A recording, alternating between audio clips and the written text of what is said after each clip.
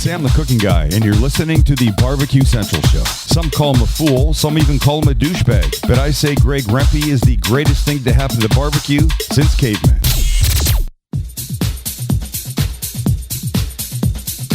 Happy to have you aboard here for the really big barbecue show. Boing. We cook because we have to, and we grill because we want to. Hit me! Fine, how you doing? You have a great show. I'm a big fan. Boing. So what seems to be the problem here? This man looks like he's dead, and he's in the crackle. Charbono! It's all about the charbono, dude! Succulent fish! What? He ate 2 feet or wiener. So listen, Lavernius, shut your face. I'm shaking like a dog shit peach seeds. We have top men working on it right now. Top men. And just like that, we are into the second hour. Welcome aboard to the Barbecue Central Show. We talk about barbecue and grilling things right here. Your Tuesday evening's live fire fun and frivolity show. Still to come on this hour of the program. Mark Williams from Swine Life BBQ, first-time guest, and additional first-time guest, Jason Baumgardner from Smoke on the Mountain barbecue event. It'll take place at the end of July, so stay tuned for that. Don't forget, you can follow me socially at BBQ Central Show on Instagram, Twitter, TikTok, and Snapchat /BBQ Central Show on Facebook and Twitch for a video feed /RD Rempe on YouTube for a video feed as well. Also, you can now get an ad-free podcast feed experience if you so desire by becoming a patron over at the new Barbecue Central Show Patreon page, which is Patreon, Patreon, patreon.com/BBQ Central Show. If you are an Apple Podcast user, you can get the ad-free show by subscribing directly within the podcast app itself as of last Thursday. So there you go. Don't forget, coming up this Friday on the best moments of the Barbecue Central Show in 10 minutes or less is episode 183, taking you back to July 2nd, 2013. And who else but show favorite Ted Reeder? The Master Planker was a guest on the show back then. And before I was joined by Ted, I actually talked about learning a new way of doing a rib prep, which was putting water on the ribs before the rub, not yellow mustard or Worcestershire sauce or any type of neutral oil. It was water. I also asked Teddy for his take on this method. We also talked about the impending 4th of July holiday that was getting ready to unfold back in 2013, getting your grill clean and safe, some menu items. No better person on earth to talk live fire than Ted Reeder. So make sure that you tune in Friday to hear his answers and what they sounded like from 8 years ago. And if you want to hear a guest or a segment again on the show that you particularly like, send John an email, jon@thebbqcentralshow.com, and he will do his best to meet your expectation. Well, oh well. You know what that sound means? YouTube's probably hating me for using copywritten music, but forget about that. I've forgotten about it already. Perhaps you have. They don't pay me, so kiss off, YouTube. Last week, the fourth month of the American Idol Barbecue Central Show edition took place, and there was a lot of singing. Then there was a lot of critiquing by the in-studio judges, also Doug Scheiding and Rusty Monson, who have been summarily removed from the event, sat in as judges as well. Yes, Dan, I am still peddling the watch. It's right here. Don't worry. Love the watch. If you're just tuning in, or you banished from memory what our singing sounded like for you, I have put together a very brief interlude to refresh your memories. It sounded something like this. I'm gonna fight them all. A 7-nation army couldn't hold me back. They're gonna rip it off. Well, I fly that plane called the Angel Flight. Come on, brother, you're with me tonight. Shake it up, you're to blame. Got me swaying, little honey. My heart's a ball of a burning flame. There you go. There's your refresher course in month 3. The semifinals, as it were. And then you voted all through the week. Voting closed up at midnight last night. And there were a total of 278 votes. By the way, that's 278 unique votes. That might sound like not a lot, but I'm not a nationally televised show, so get off my ass. Secondly, that's the most votes that we have currently received within the show in those 2 seasons. Moving on to the semifinals, and I can say this specifically, the winner of this month's semifinals and moving into the finals, John from Michigan. Look at that. By the way, John pulled away with winning. He received all first place votes outside of 7 unique votes. And out of the remaining 6, I got 5. So, he did very well. Which leaves me and Jeff for the final spot. And after the votes were tallied, I am here to tell you that the person not moving on is this guy right here. It's Jeff Rice. Hey, Jeff. Hey, man. How you doing? Well, Jeff, I am reluctant to tell you that you will not. Andrew, you are not the father. You will not be moving on. However, well, we've really put it to the test. And during our sound check a little earlier, I said, hey, this is really the episode that I think might make or break the seasons going forward. We can get onto that here in a second. But as the votes are revealed and the judgment is levied, your thoughts on season 2 and where you ended up shaking out in this competition? Well, I guess now I can finally say I know what it feels like when you don't win them all. I finally have actually lost. And on the other hand, I will say that everybody brought their A game this year. There was a dramatic increase in quality and production and thought. I'm still going to, I'm a little shocked, obviously. So I'm going to say that I want a little bit of retally, but I'm sure that the ballots have all been cleared. And what are you saying, that stuff, but there was shenanigans and tomfoolery afoot? Wow.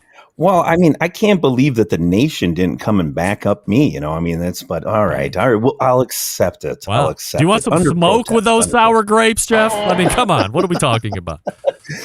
No, 100%. Rusty kind of nailed it last week when I had a hiccup in my delivery, and it basically, the song that I was trying to do ended up kind of being a debacle. So I had to punt and try to bring something else that at least I knew what was going to be. So if I could have got my first song off, I would not be sitting in this moment right now. I will be that confident and tell you that I would not be sitting here. But well, hey, here's what I like to hear. That, one of the judges here in studio said she might have gotten the thought that you were pretty confident with your abilities and you were mailing it in, thinking that you were going to get voted into the finals where you might unleash the beast. But, kind of horn-dogged it into the finals, and that might catch up and bite you in the butt. But that's not the case. You were being creative. You were thinking outside the box. You were doing things that people haven't done before, and for whatever reason, the production didn't come together. Now, from a host standpoint, I like that because I was wondering if anybody was really going to put forth effort into this, or was I really just strong-arming people into this? And I guess what I'm finding out is that people are competitive, and you want to do good, you want to sound good, and you're going to do what you can to separate and try and win, which means we should be bringing back season 3 of American Idol Barbecue Central Show Edition. Of course. I'm not in the championship now, so that stings, from being last year's champion and now, handed a defeat. I have to be humble about it. I have to understand that, things happen, but I only have myself to blame, and I'm in it to win it. I don't like failing. So, but to each its own, that's how it ended up. I will accept in a very 50% of a way that I lost. Okay. Oh, all right. 50% is better than 2%. Right. If the offer is extended, you would come back for a season 3 then? Of course. The nation would be so disappointed if I wasn't back. Right. I mean, and I think the Central Show enjoys me too. I mean, yes. I just let them down. And that happens, and you learn lessons, and you should probably pay attention to the calendar a little better too, and say, oh, it's not the last Tuesday of the month, it's the fourth Tuesday. Right, the fourth Tuesday of the month. Oh, I see. Yeah, so, all right. Well, we learn. No excuses. We live and learn. No excuses. Never excuses. Yeah. We live and learn, as you say. So obviously the invitation is there. You've taken it. So we'll see Jeff Rice coming back for season 3, and you will see him at the end of the month as a special guest judge, as John and I will go head-to-head in the finale, which we'll see a pre-recorded duet, and then we will sing live for your votes to see who will be crowned finals champion. Jeff, appreciate the effort and the time this season, and we will see you not only at the end of the month, but, of course, for season 3 next year. Perfect. Well, and congratulations to you and John. You guys really did step it up and bring all the barrels, man. There was not a unloaded gun coming to town last Tuesday. So congratulations. I'm proud of you guys. And, hey, now you kicked off the champ, so now it's up to you two to duke it out. So here we go. Good luck, fellas. We'll see how it goes. Jeff, always appreciate the time, my friend. Thanks so much. You bet. See you later, Greg. There he is. Jeff Rice right there. And now it is John. And now it is myself. And we will be battling for the finals. Fourth Tuesday of the month.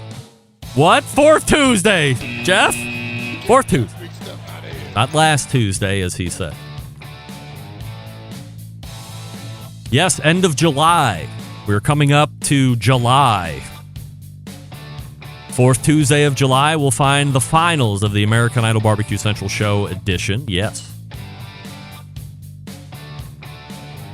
Boy, do I have a live show or a live song that is going to blow your pants off in a positive way.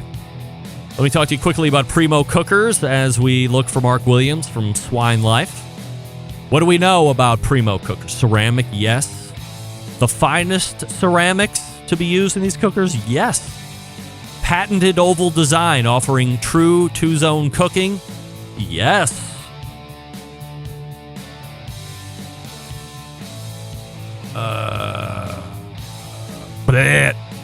Cripes. Did I not send him a link? Hold on. Williams. This is egg on my face. Stand by as I send Mark a link. Shame on me. There it goes. All right, he's got the link. We'll see him here in just a moment. So you have a patented oval design offering true two-zone cooking. You have more than 60 cooking configurations, if you care. You have a made-in-the-USA product, precision-controlled manufacturing, and, as I had mentioned before, the highest quality ceramics that you can get. Product updates for this year. New Easy Lift Hinge reduces force to lift the grill head by 70%. What does that mean? 35-pound lift originally, now an 8-pound lift, which means even I can do it. Precision control top and bottom air. So now you have numbers to slide to 1, slide to 4, not one finger width apart. That's not very strategic and specific. Now you can go to a number. You can see all these existing upgrades at a Primo dealer near you, and they can go on your current cooker if you don't have one already. PrimoGrill.com is the website. You can also find dealer locators there. Primo Ceramic Grill on Instagram and Primo Ceramic Grills on Facebook. All right, Mark Williams is in the green room, and we will get to him here in just 1 second. You are listening and watching the Barbecue Central show right here on the Barbecue Central Network. Stick around, be right back.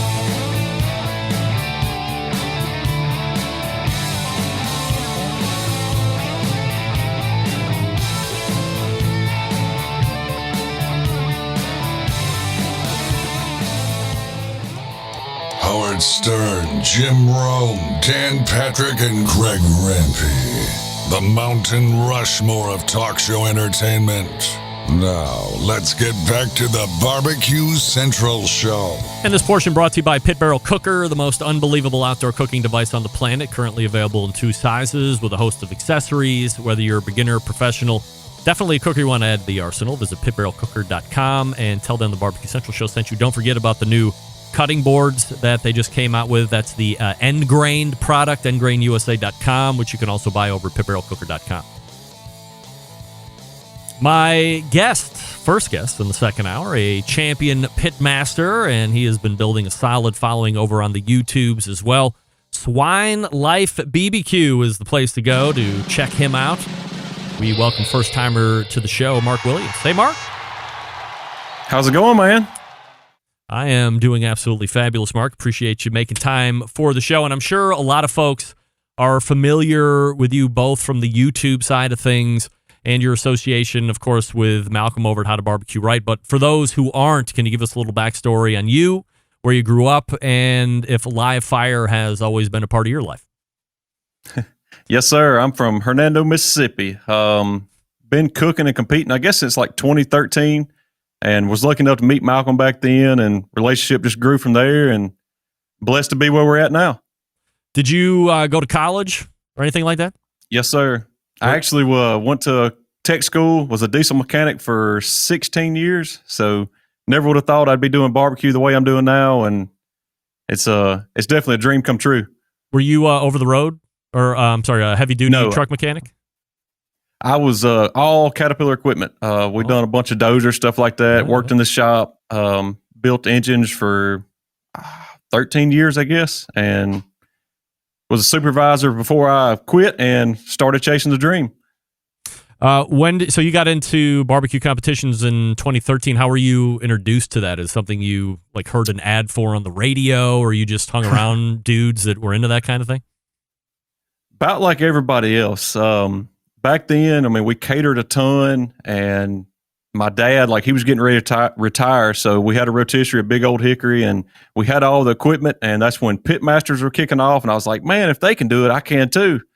And quickly got humbled, got our butts kicked, and how I met Malcom was, I was like, I'm pretty competitive, so I'm not going to take a whooping that much that often, so we took one of his classes and become friends, and started actually doing pretty good and having a good time doing it. Mark, here are the similarities and the differences between me and you. Similarities, both ultra competitive. Taking ass whippings, I quit. You're like, no, let's learn how to become better and dole out the ass kickings. That's where you're different than me. I'm like, if I can't win right away, I just quit. So that's it. That's why I've stayed with the podcasting so long, is because I'm currently winning. But as soon as somebody starts kicking my ass, guess what? I'm going to quit too. That's going to be it. I'm very easy to quit. So in regards to the competition, Mark, are you a believer of one particular sanctioning body? Will you go across all of them? What do you think? I mean, really, Mississippi, in our neck of the woods, most everything is KCBS or MBN. So I have no problem cooking either one. We've done a ton of SCAs, not as much as we, here lately, but back in 2017, 2018, I mean, we were probably doing 30 or 40 a year. And just cooking and having a good time doing it. So I have no problem. Like, I'd love to go cook some of these other contests around the country just to see the different flavors and kind of see how we stack up against guys that kick butt every time out west and down south in Florida and stuff like that. Mark, can you maybe explain or dispel a myth, which is MBN competitions are grossly more expensive than KCBS? And if it is, by the way, make sure that you're setting the record straight here. I think sometimes people get MBN and Memphis in May. I mean, similar in concept, maybe from a judging aspect, but perhaps not from an event standpoint. Memphis in May, huge, the build-outs, all that stuff, and the corporations. MBN, the sanctioning body, which could be found at any mom and pop city across the country if they do the sanctioning paperwork properly. Is it more expensive or not? I don't think so, because really, you can go to MBN and you could cook just ribs. It's probably overkill, but if we're doing Galax here next month, and I'm gonna cook probably 10 slabs just for the rib category, and that's probably overkill. But you could easily sign up just for the rib category. You're not buying a $250, $300 brisket. You're not buying 3 and 4 pork butts. You're buying strictly just ribs. Now, yes, if you want to go, cook ribs, shoulder, and hog, you're going to have a chunk of change wrapped up in it, but you don't necessarily have to do that. Since you've been doing KCBS, what's your opinion on things that they're doing well and things that you would offer up as suggestions to change if they asked? So my last KCBS, we have been, with me working with Malcom in the Malcom shop and the storefront, we've been slammed this year. So I have not cooked a KCBS this year. So I don't know that my point would be valid enough, but just from hearsay, we had a blast doing it. Of course, there's always room for improvement. That's any contest. There's so many variables that are really out of everybody's hands that you can't point blame on nobody. If you got a table of death, that's just part of the nature. That's going to happen. I know. I guess now, correct me if I'm wrong, but they're doing a poker chip drawing now for judges to sit at table, and I've heard a lot of negative feedback about that. But I don't know if that's because that it's really inconsistent or if it's. I have no idea. We're going to find out in Galax for sure, but that's the only thing I've heard different since the last time I competed in a KCBS contest. Mark, I've been doing this show for a long time now, and I've slowly trended more and more away from the competition side of things. Not all the way, but in a pretty significant way, because there always seems to be the same few complaints that never seem to get put to bed, judging, the board, the expense. And I'm not here to offer solutions because I don't take part in it, but I hear it. Do you think if these things were somehow non-issues or really addressed and put to bed, that there would be a resurgence in popularity and that the competition barbecue that you knew when you were getting into it in 2013 would somehow come back? I wish to goodness I could go back and cook 2013. We've granted several contests, and looking back, we cook now way better than we did back then. And it's competitive.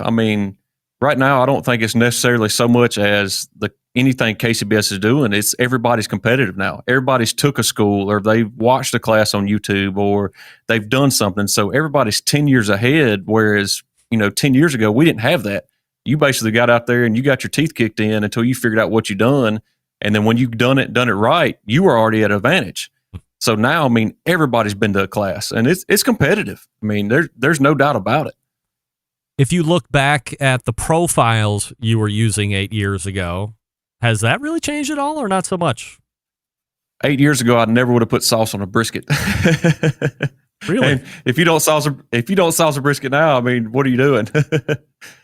Is that the most ridiculous thing? Like things that you were doing back then that you wouldn't do now? For the most part, right now, I think back then, if you didn't turn a pork box in that weighed 5 pounds, we were filling them up. And now you see a lot of these pork boxes that it's just a couple of money muscles and literally a few strands of pork, and they're 180. Definitely the quantity of meat that's going in the box, I don't think is as critical. Back then, in our mindset, we were thinking, fill it up, make them look like you're confident in that box. Now it's, strictly, if it's not perfect, don't put it in the box. And if we'd have done that 10 years ago, who knows where we'd have been.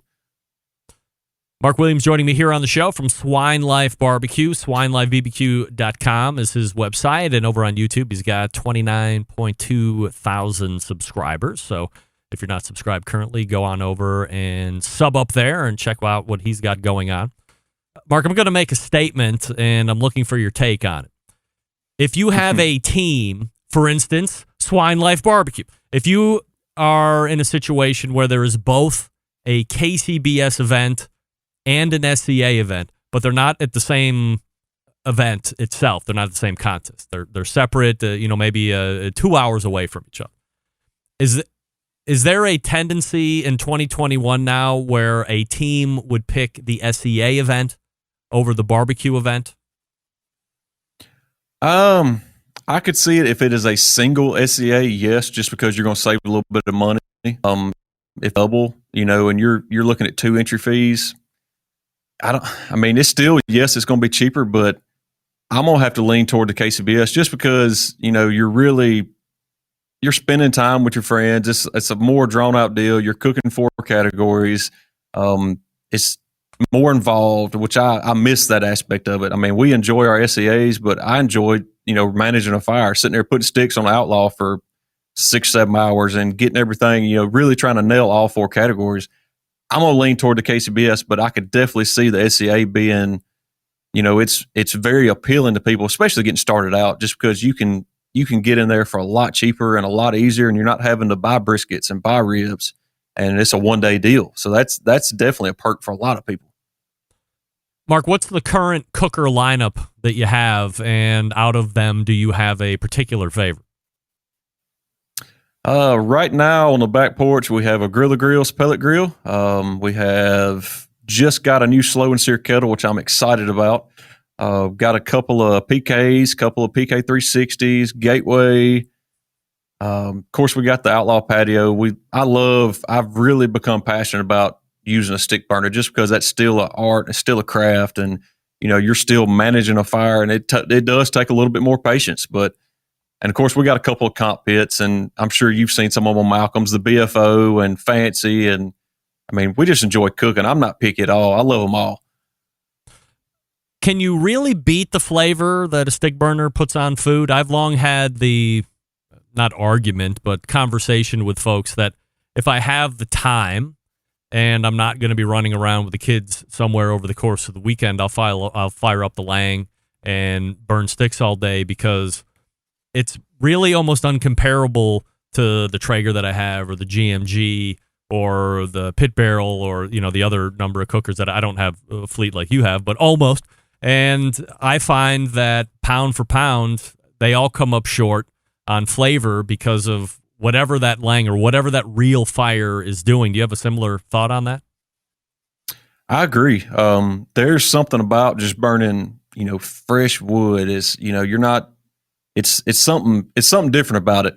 The biggest thing I noticed, the flavor's there, but on the stick burners, to me, the texture's so much better. It sounds crazy, but I always refer to it as it's a gentle cook. The convection, the airflow, the way those pits are burning the moisture out of the sticks, and you're running different size splits. That to me is the biggest selling point on stick burners. You really can dial that texture in a lot better than I can on any other pit, and that may be just me, but to me, it's all in the texture. When people ask you, because I'm sure you get this question a lot, especially with the rapid growth of the YouTube channel, what cooker should I buy? How do you answer that? How do you take somebody through a buying process?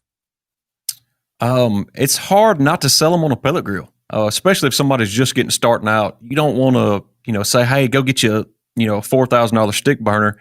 They get tired of fighting with it, or, trying to learn it, and they'll never cook again. So my thing is, get you a pellet grill and, learn the recipes and, kind of see how everything goes and how meats cook and how the protein cooks, and learn that aspect of it. And then step up to a Weber kettle, learn a little bit of fire management, a Weber WSM, a Gateway, a simple drum, learn the fire management after you learn the recipes. And then that way, if it's either you're doing it wrong or if the recipe's just not right.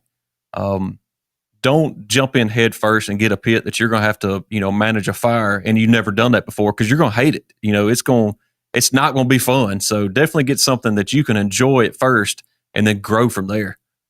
Mark Williams joining us here on the show, giving us some advice on how you buy a cooker. Not to be contrarian here, Mark, but I tell people, buy that offset and suck it up and learn how to build the fire. And learn how to take it up from 0 to 250 or 300 or where you want to run it at. Or better yet, learn where the sweet spot is on that cooker, because especially offsets, they seem to settle into the temperature that what they want to run best and most efficient at, giving you that clean burn of smoke so you know how to run it from there. And then, and maybe it's just because of when I came up, like Malcolm and I kind of got into this whole barbecue thing around the same time frame. So when I was getting into it, Weber Smoky Mountain was the first one, and then I got a close pit and, learned that whole monster. But I always felt like I had a really good understanding. Let me rephrase that. I always felt like I could go to anybody's house at that point after learning the Weber and then the close, that I could go to anybody's house, regardless of what pit they had, and be able to cook on it immediately because I had the background and the experience of fire management, which you're not getting when you use a pellet cooker. So, no, you're not. You're right about that. But pellet cookers are certainly the way to go these days. I mean, they're very popular. Do you think, out of all these cookers we've just mentioned, that ceramic cookers might be getting left in the wind at this point? Their marketing isn't up to snuff. I mean, certainly the product is good, but I don't really hear a lot of people talking too much about it. I think so. I mean, I love a ceramic cooker. It has its place. Am I going to smoke a 10 or 12 hour butt on it? No. But if I want to go out there and cook some flat iron steaks, I mean, it's right up its alley. We help judge a local contest here every year, and the guy that kind of runs the contest, that owns the property we do it at, he is a ceramic cooker dealer. And so a bunch of his buddies, they all cook on them. And I mean, you can almost pick them out. Like when they turn the ribs in, like I can almost tell you which one come off that ceramic cooker. And it's crazy, but I'm with you. I mean, I think ceramic cookers are you don't hear as much out of them. Not that they're a bad pit at all. I mean, I still have one on my back porch and I love cooking on it. But if I'm going to go pick one out of the arsenal, it's not going to be my first pick by no means. Mark Williams joining us here on the show from Swine Life BBQ. All right, so I have some questions from folks writing in or things that I had seen on your YouTube channel as well over the next couple minutes. A fan writes in, Greg, ask Mark about this bacon-wrapped donut hole. He kept me in the running for Grandfather of the Year. They were total greatness. Regards, Don Wadlow. So we celebrate Don for writing in. Thank you, Don. What about these bacon-wrapped donut holes, Mark? They are the best sweet and savory bite that I've ever had.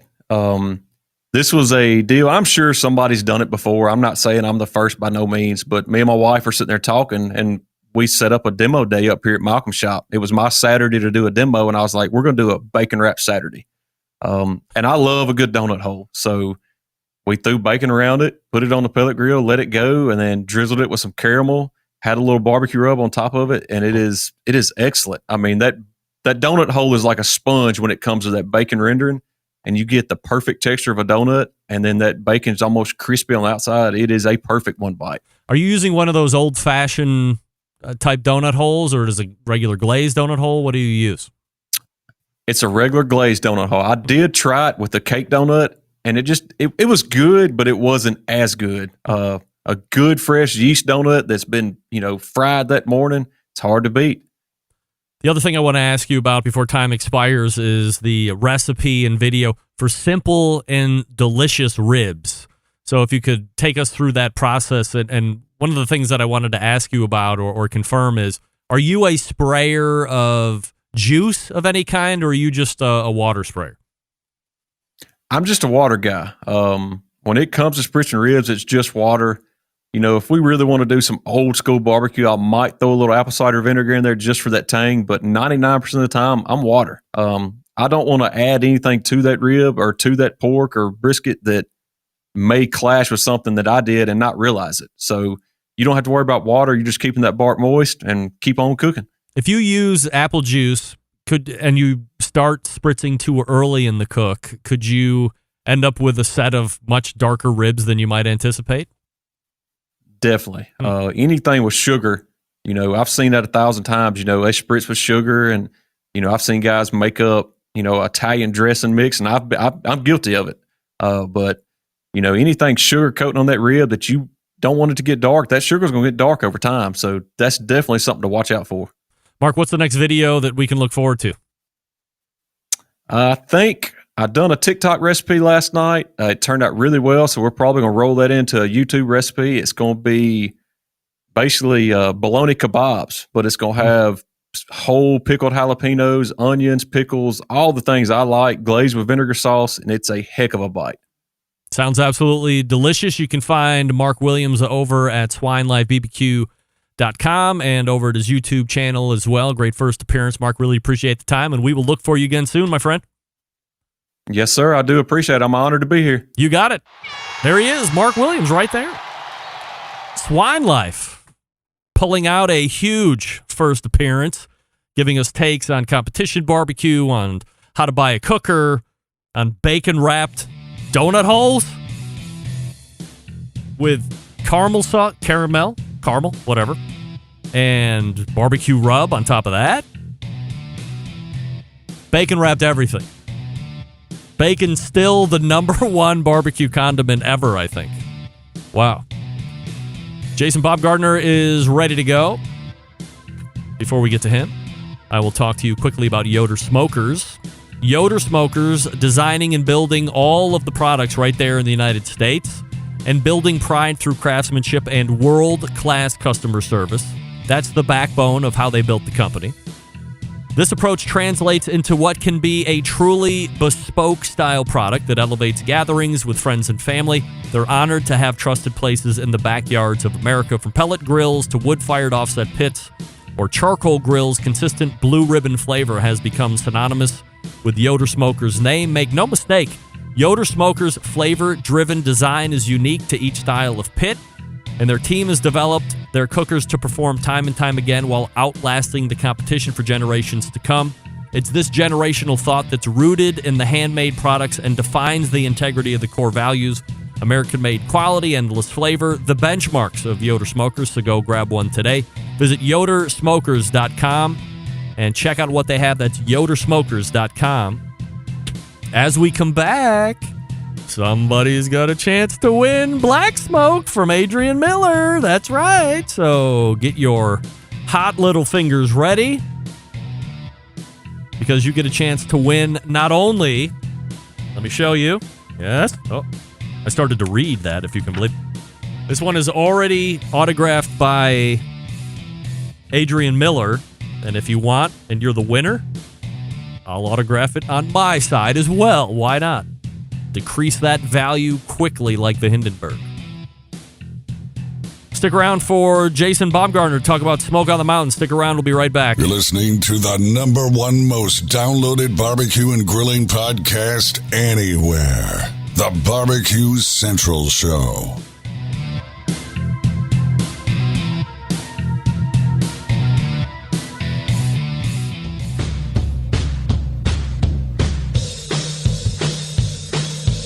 Now's the time on the show where we give stuff away, yeah. It's free and you don't have to pay a thing, that's why it's free, yeah.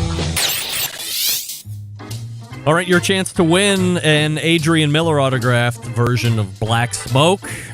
As I mentioned, I will sign it for you as well if you're so inclined. Send me an email, and in the subject line, Black Smoke Rules. Black Smoke Rules in the subject line, and you can win your very own copy, free copy of Black Smoke. If you send me an email, and the first one in the subject line, Black Smoke Rules. Good luck. Celebrating over 10 years of prolific and unparalleled live fire barbecue and grilling talk. And yes, it's still being done from Cleveland, Ohio. You're listening to the Barbecue Central Show. And this portion being brought to you by Smithfield. Through the grilling season, get recipes and tips from pitmasters like Chris Lilly, Darren Worth, Ernest Cervantes, and Giles Cridland. Head on over to smokingwithsmithfield.com and purport and report your first place ribs and shoulder finishes over at smokingwithsmithfield.com. Otherwise, recipes at smithfield.com. During the beginning of last month, you heard Malcom Reed go out of his way to mention a barbecue event in Galax, Virginia, specifically because of the cool trophies you can win should you do well over the weekend. And one of the organizers of the contest happens to be a longtime listener to this show, and he hit me up after he heard the mention from Malcom.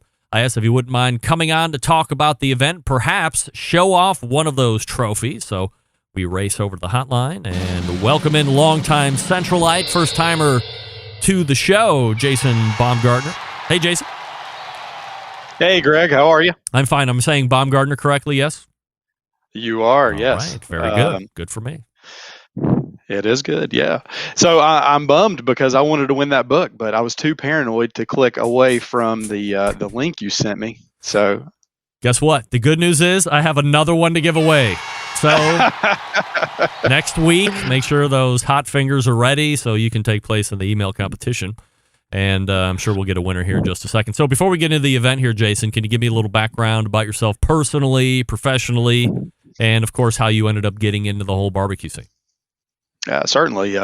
So professionally, I am an occupational therapist with the Department of Veterans Affairs. I've been with them for going on 9 years now, serving veterans in our neck of the woods here.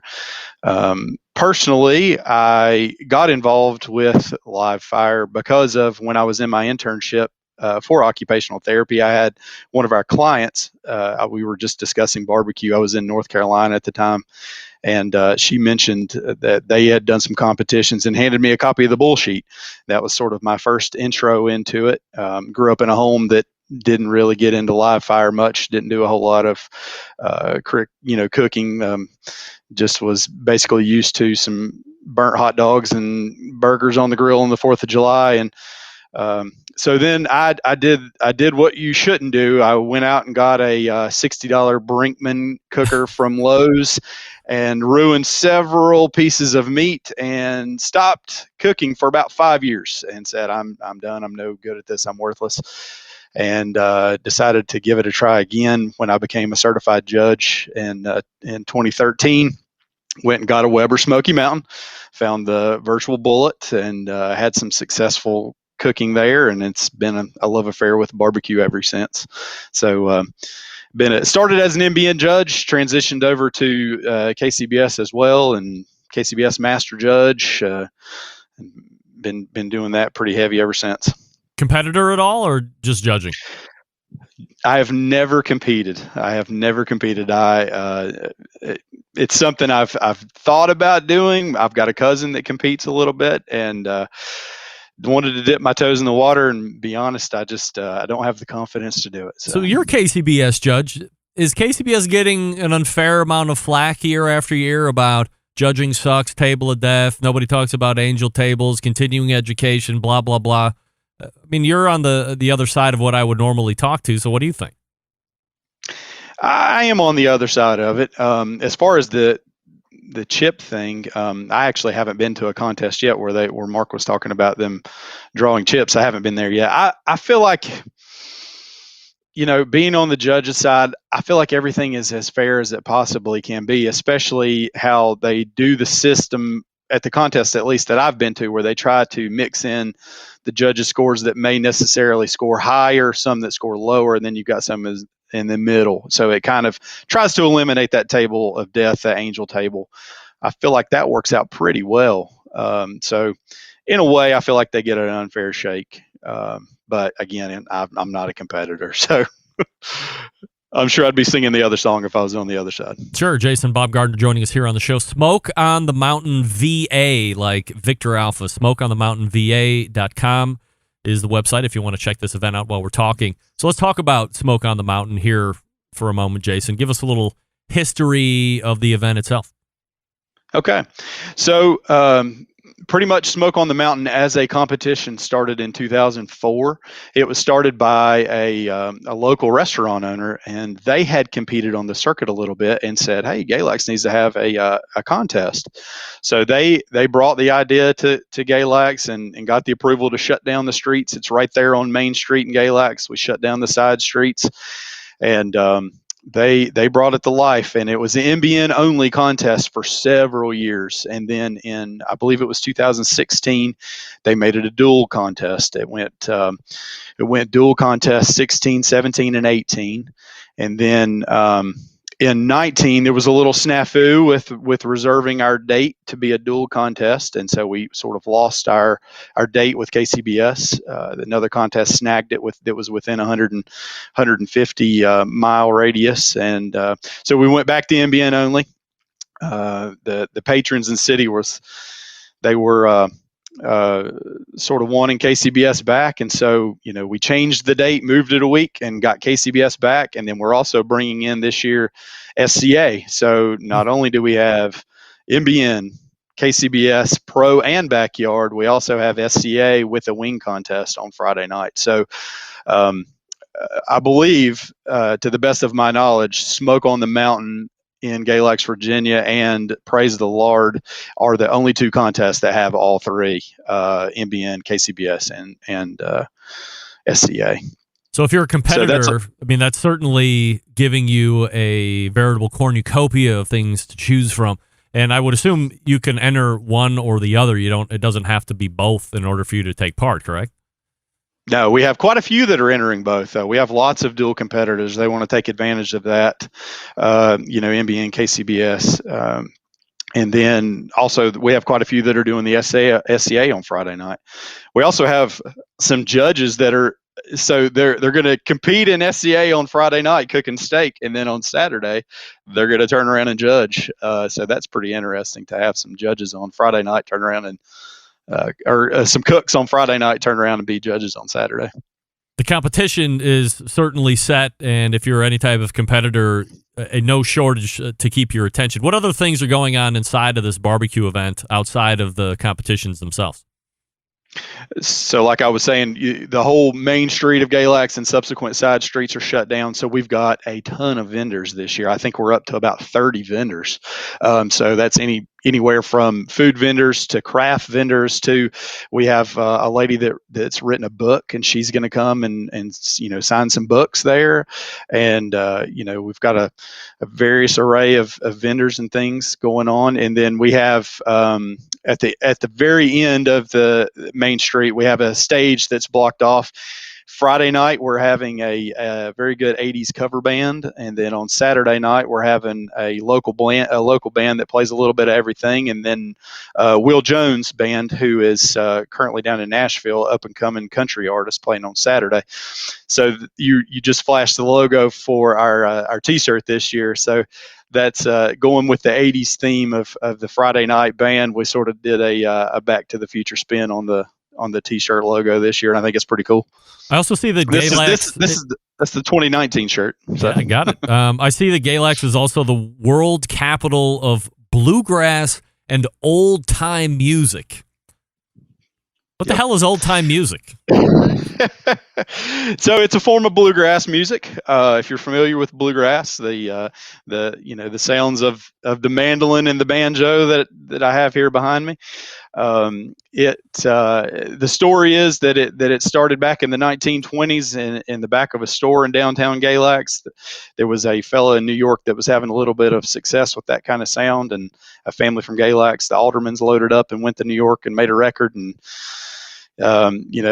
everything sort of evolved from there. And the Galax Fiddlers Convention was formed. It's in its 85th year as being the largest bluegrass old-time music convention. People come from all over the world. When I say they come from Australia, they come from every stretch of the world to compete in Galax, Virginia, and that's the second week in August. So it's a big couple months in Galax. So that's sort of, you talk about the unique trophies that we have at Smoke on the Mountain. That's the impetus of that, is that we are the capital of that type of music. So you see behind me there's a picture there, so you can see that's Phelps Park in Galax. That's Virginia. No joke, man. I mean, that's a lot of people. You're talking about a city of 7,000 that grows over that weekend to that picture that you see there. It's pretty amazing. And I grew up having that around and didn't really understand what it was all about until, I go off to college and tell people where I'm from, and they know exactly where I'm at. They're like, "Oh, you have that big bluegrass festival there." And I'm like, "Yep, that's exactly where I'm from." So I unfortunately do not play any of the instruments that you're not going to grab that banjo over your right-hand shoulder and pick us a tune. I did take a semester of banjo in college, and I had lots of people encourage me to give it up, to not pursue that any further. So, yeah, I get that. So, can you grab that and hold it a little closer to the camera? Yeah, I sure can. Yeah, I mean, that is something else. I know if Malcom Reed is going out of his way to say what a cool trophy an event has, then that's it. I mean, look at that. The whole I don't know what you technically call that, but the face of the guitar has got the logo there, 2021 Grand Champion. That is the actual Grand Champion prize right there in your hands right now. It sure is, yeah. So that's the NBN Grand Champion, and then for KCBS, we actually do a full-size guitar. That's the KCBS Grand Champion, and then for the KCBS Reserve Grand, we do a mandolin. And then for first through third in each of the categories across NBN and KCBS, they get the violin or the fiddles that we have behind us there. So. Jason Baumgardner joining us here on the show talking about Smoke on the Mountain, which will be, what are the dates again? It's July 23rd and 24th in Galax, Virginia. And those of you that don't really know where Galax is, so this is another one of our plaque handouts, but it's exactly right here where the Galax leaf is. Oh, I'm going the wrong way. There it is. So that's where Galax, Virginia is. It's right on the North Carolina border. So fans of the Andy Griffith Show may know the name of Mayberry. That's modeled after Mount Airy, which is just south of Galax. So, all right. Well, that's a little good geography lesson there, because most of my fans probably have no idea on geography, and now we know where Galax is. You mentioned that you have an SCA event as well. How important do you think SCA is to maybe an MBN or a KCBS contest? In other words, do you think that if there wasn't an SCA event attached to your particular event, you wouldn't have the same amount of interest? Or do you think it just is a value add to have it, regardless if there was one or not, there would still be the same amount of people that coming weekend? I mean, I definitely think it's a value add, and I think it has drawn more competitors, and I think it'll draw more spectators down on Friday, because it's quite a display to have all the stakes, laid out on the table. And that was really what we were trying to do, is get a little more action downtown on Friday night, and SCA fits that bill perfectly, especially with the up and coming nature. People are getting pretty excited about SCA. So. What's the current enrollment for the contest right now? As far as SCA or total? Or total, yeah. Okay, so we got like 41 teams total for the barbecue side, and then 28 for the steak side. So we're doing pretty well. Is there a cutoff at this point? We are not cutting people off. We're letting it go. We're letting it go until the city of Galax has said, if you need more room, we can find you more room. We can shut down more streets, and so we're letting it go. We really wanted to come back with a bang in 2021, since we didn't get to have 2020, and I think we're going to accomplish that. Jason, where can people go outside, or is the best place to go the website, smokeonthemountainva.com, for information or register or so forth? It sure is. That's got that has everything on it. It's got Google Form sign up. If you're not a fan of the Google Form sign up, it's got a PDF version. It's got links straight over to the SCA site, because we like to funnel everything through their site, because they sort of wrangle everything in on the SCA site. They take care of the judges and everything.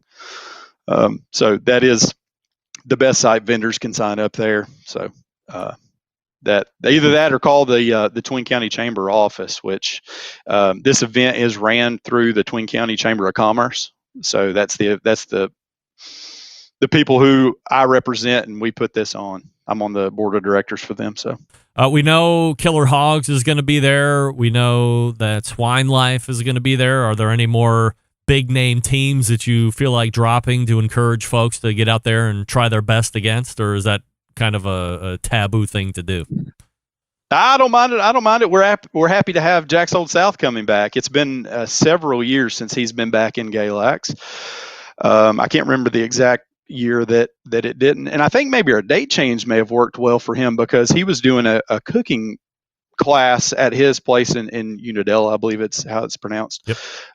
That same weekend, and so he's like, I can't come, I've got a conflict. And then this year we see his name back, so I hope maybe that might have been the date changes, it got him back. And then Jonesy Q, Jeff Jones, he's coming. He's been coming to the contest for several years in a row. We've got one team, King's Cooking out of Charlotte. They've been to every single contest, I believe, and we're in our 16th year. They've been there every year, so we've actually named a corner, it's King's Corner, because they're in the same spot every year. So Yeah, we've had some big names there in the past. The Shed competed there for years. They filmed their TV show. I don't know if you remember when they had that TV show. They filmed that there one year. I was actually on it for a few seconds, and my country accent was so thick they had to subtitle me. So that was fun. Really? I don't know that it was the country accent, but they did subtitle me. So that was my. I don't know. You seem to be a pretty eloquent speaker right here on this show. So no subtitles needed. I can understand everything. Look, I don't want to turn the table. Oh, go ahead. Well, I was just going to say there was some drama on that particular show, and I don't know if anybody thinks drama's fabricated. That particular drama was not fabricated. Their entry was dropped by a high school student that was carrying it up the stairs. Now it was for anything but, and they ended up still winning the category. But that drama was not fabricated. It was 100% real. What are they letting a high schooler run anything for? High schoolers don't care about anything. I wasn't involved at that point, so I don't know. Wow. Unbelievable. Well, all right, so I don't want to turn the tables on you too harshly here from promoting the event, but you've been a listener to the show for 8 years or so. What's your favorite part of the show? Oh, by far my favorite part of the show is you and Sam the Cooking Guy. Really? I look forward to his segment. I look forward to that segment every time it comes on. I love everything about it. I love the banter back and forth. I even love that I hate when you guys talk over each other. I don't know. It's something about that segment cracks me up every time. It's usually me trying to get on top of my own show. It's like he's taking over and he just won't listen to me. So now I have to play bully tactics, lower his microphone and increase my microphone like the old days and Zoo Radio 107. But what are you going to do? All right. Well, I appreciate that. Look, if you're a competitor and you want to try your hand at MBN and you're already a KCBS cook or the other way around and you're also a steak cook, then Smoke on the Mountain in Galax, Virginia has everything a competitor wants. MBN, KCBS, and an SCA, and there's going to be a lot of vendors and a whole bunch of other stuff going on while that barbecue competition is going on, and it's July 23rd and 24th. So get over to the website, Smoke on the Mountain in Galax, Virginia. And if you come out on top on the MBN, you're going to win that brilliant banjo that's right over Jason's shoulder right there. And that's the exact one that you're going to win. This isn't a replica. It's going to go from his house right into the safe, and then it will stay there until whoever wins it. And we'll see what it looks like as it's prominently displayed in somebody's house or wherever you put barbecue paraphernalia when you win it. Jason, really appreciate you coming on tonight, talking about the event. But more importantly, 8 years as a Centralite, man, I'm totally pumped up about that. I love the fact that you've stayed with me this long. And, for me personally, I appreciate that so much. And it's great to have you on.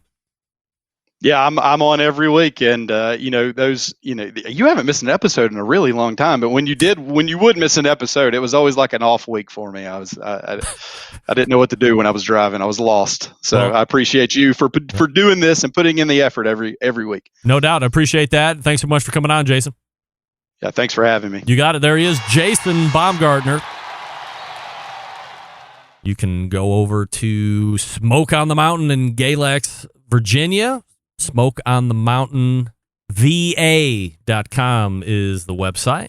And sign up. You can do KCBS, you can do MBN, you can do both, which sounds like if you're going to go, why not do both? And then do the SCA on Friday. All the most popular things going on right there. And how about that banjo? I think it's boss. All right, let's work to close it up. Stick around, and we'll be right back to do just that. Whole packers, full racks, legs and thighs, injecting butts. If you've never heard this before, you might think you found the best XXX show ever. Let's get back to the most homoerotic host out there today, Craig Rempe. All right, welcome back. This portion of the show being brought to you by Vortic Watch Company, a small batch custom watch manufacturing and vintage restoration company located in northern Colorado. They take antique American pocket watches, turn them into wristwatches. Their mission: preserve and enhance the legacy of manufacturing excellence in America. In order to do that, they combine traditional cutting-edge technology, create unique quality functional timepieces with exceptional value. And here's the coolest part. Each watch that Vortic makes is a unique, one-of-a-kind piece. Vortic, founded on the motto that America wasn't assembled, it was built. Check out more by visiting VorticWatches.com. All the way back in the first hour. Who did we have? Do you remember who we had in the first hour? That's right, Robert Moss, who has laid down the answers, the corresponding reference and documentation that a hot dog is a sandwich, and if you don't like it, go pound salt. We don't want to hear about it anymore. Then, who did we have on after Robert Moss? Mark Gillespie, WhiskeyCast host. WhiskeyCast.com. Subscribe to his podcast, award-winning podcast, WhiskeyCast, on all your podcast platforms. You get all the news and insights from the whiskey world. I plan to have Mark back much more frequently than every 5 years, which is what he was on last time. Second hour, Mark Williams was a first-time guest. SwineLifeBBQ.com. And, of course, we close it out with first-time guest and longtime Centralite Jason Baumgardner from Smokin' on the Mountain, SmokeOnTheMountain, VA.com. That's SmokeOnTheMountainVA.com. By the way, we do have a winner of the book. Wally Inskeep wins. Wally, send me your shipping info in a separate email. Just write book winner. I'll make sure it gets sent out to you at some point this week, but don't quote me on that. Big show planned for you next week as we get into July, of course. Malcom Reed will be back. Sam the Cooking Guy will be back, amongst a host of others. Perhaps we'll get a visit from Mitch Benjamin from Meet Mitch to talk about his new book. It's going to be great. September 11th, 2001. I will never forget until next Tuesday at 9 p.m. Eastern. This is your program host and proud U.S. American Greg Rempe. Good night now.